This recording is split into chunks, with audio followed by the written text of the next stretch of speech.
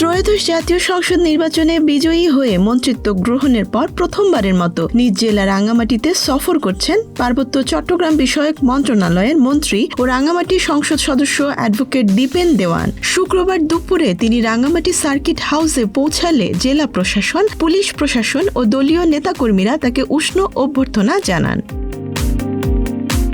Circuit হাউসে পৌঁছানোর পর মন্ত্রীকে ফুলেল শুভেচ্ছায় বরণ করেন জেলা প্রশাসক নাজমা আশরাফি, পুলিশ সুপার মোহাম্মদ রকিবউদ্দিন, পার্বত্য চট্টগ্রাম উন্নয়ন বোর্ডের চেয়ারম্যান মেজর জেনারেল অবসরপ্রাপ্ত অনুপ কুমার চাকমা এবং রাঙ্গামাটি পার্বত্য জেলা পরিষদের চেয়ারম্যান কৃষিবিদ কাজল তালুকদার সহ প্রশাসনের ঊর্ধ্বতন কর্মকর্তারা।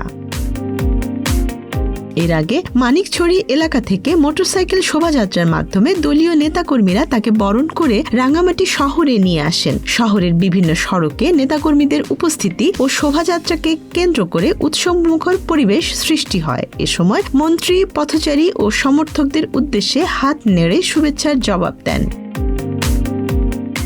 সার্কিট হাউসে পৌঁছানোর পর তাকে আনুষ্ঠানিকভাবে গার্ড অফ অনার প্রদান করা হয়। পরে সাংবাদিকদের সঙ্গে মত বিনিময়কালে তিনি পার্বত্য চট্টগ্রামে উন্নয়ন ত্বরান্বিত করা, শান্তি ও সম্প্রীতি বজায় রাখা এবং চলমান উন্নয়ন প্রকল্প দ্রুত বাস্তবায়নের প্রতিশ্রুতি দেন। আমি যেটা উন্নয়নের প্রতিশ্রুতি দিয়েছিলাম সেটা অবশ্যই পূরণ করব। তিন পার্বত্য জেলা সুষম উন্নয়ন হবে। অচিরে আমরা 180 দিনের মধ্যে পার্বত্য বিশেষ কর্মসূচি যেখানে জনস্বার্থ সংশ্লিষ্ট থাকবে। পার্বত্য অঞ্চলে আমরা 80 দিনের প্রোগ্রাম করলাম। 180 দিনের মধ্যে এখানে সুষম উন্নয়ন সহ সমস্ত প্রোগ্রাম এমন উন্নয়ন করে আপনার চমক হিসাবে দেখতে পাবেন। নেতা কর্মীদের উদ্দেশ্যে বার্তা হচ্ছে, আমরা বিএনপি, আমরা এখন জনগণের সেবক।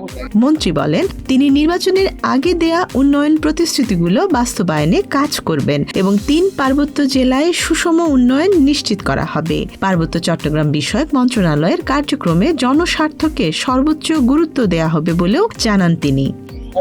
আমাদের তারেক রহমান সাহেব বলেছেন, এখন আমরা জনগণের সেবা দিব। আমরা এখন সেবক, জনগণের সেবা হবে। এখন আমাদের মূল লক্ষ্য, নেতা কর্মীদের মূল লক্ষ্য হবে জনগণের সেবা করা।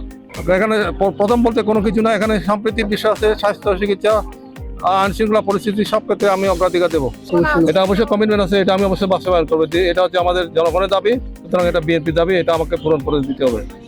তিনি আরো বলেন, পার্বত্য চট্টগ্রাম অঞ্চলের জন্য 180 দিনের একটি কর্মপরিকল্পনা গ্রহণ করা হয়েছে, যার বাস্তবায়নে দৃশ্যমান উন্নয়ন হবে এবং মানুষ ইতিবাচক পরিবর্তন দেখতে পাবে। দলীয় নেতাকর্মীদের উদ্দেশ্যে তিনি বলেন, বিএনপি যখন জনগণের সেবক হিসেবে কাজ করছে এবং প্রধানমন্ত্রী তারেক রহমানের নির্দেশনা অনুযায়ী দলের সকল নেতাকর্মীর প্রধান লক্ষ্য হওয়া উচিত জনগণের সেবা নিশ্চিত করা।